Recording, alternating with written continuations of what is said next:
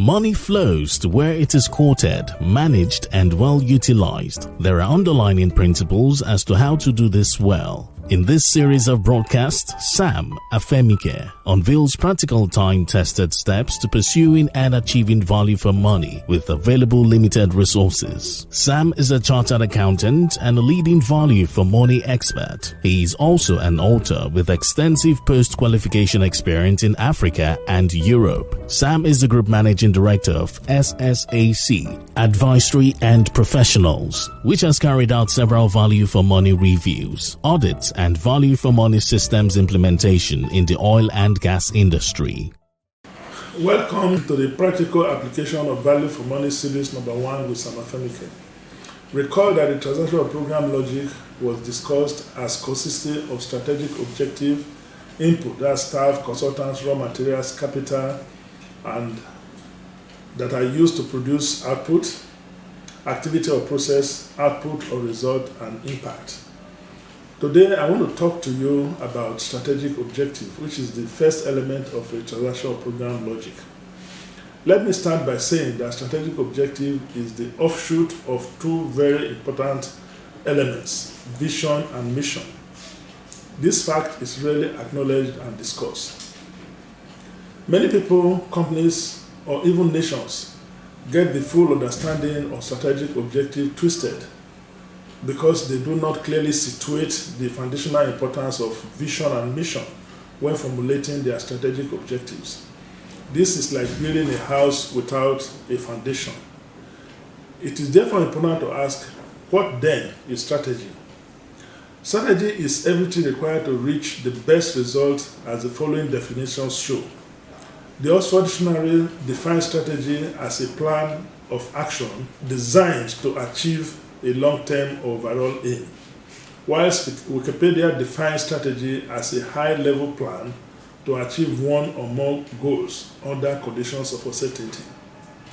The above two definitions look at strategy as a plan, but the definition given in businessdictionary.com exposes the incompleteness of the above definitions, describing strategy as just a plan.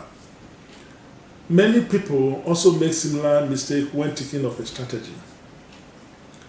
BusinessDictionary.com defines strategy as a method or plan chosen to bring about a desired future, such as achievement of a goal, solution, or a problem. Two words in the above definitions give some clear indication of the foundation that must exist upon which the strategy as a plan should be built. These are desired future, which is the vision, and 2, a goal or solution, which is mission. Any strategy not built on well-articulated and clearly defined vision and mission is either bound to fail or will operate suboptimally, and of course, will not deliver value for money. Warren Bennis and Burt Nanus, authors of Leaders, the Strategy of Taking Charge, in their theory of leadership, put it much more succinctly, that to achieve a direction, a leader must first have a developed meta-image of a possible and desirable future state of the organization. This image, which they called a vision, may be as vague as a dream or precise as a goal or mission. The critical point is that vision articulates a vision of a realistic, credible, attractive future for the organization, or a condition that is better in some important ways than what now exists. The relationship between future state and strategy embedded in the vision can be seen clearly in an element of strategy, which is a plan to achieve a defined future state. A vision is a leader's positive mental state of the ultimate outcome, output, result, or future state against which the leader charts.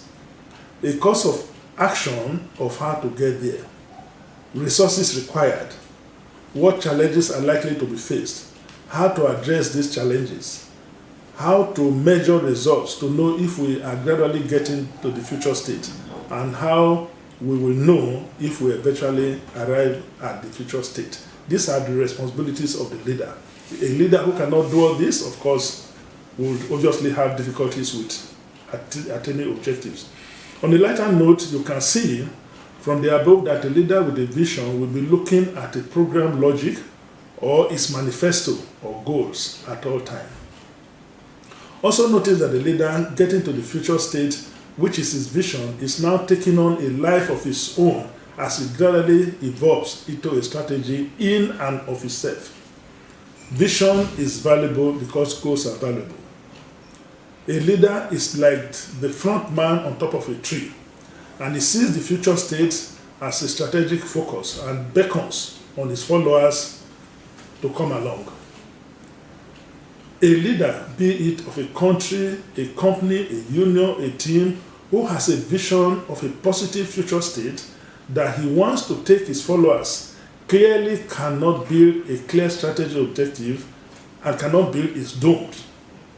There are two concerns regarding this statement. First is that a vision begins to lose its power when it is achieved. It is no longer a driving force for action, and the organization can begin to lose direction and steam, and new vision has to be evolved. Second, if a vision is so ambitious that it is unlikely to be achieved in the next 5 or 10 years, it loses its power to motivate and stimulate. It becomes too ambitious and unrealistic. Be clear in the role of vision in strategy, and you will be on the path to do more with less by doing things right and doing the right things. You can if you apply the value for money principles. Please do watch out for the next episode. Thank you. Thank you for watching this episode of Value for Money with Sam Afemike. Subscribe to our YouTube channel, Value for Money TV, and connect with Sam Afemike on Facebook, LinkedIn, and YouTube. Direct all inquiries to info@samafemike.com or call +234 818 492 2710.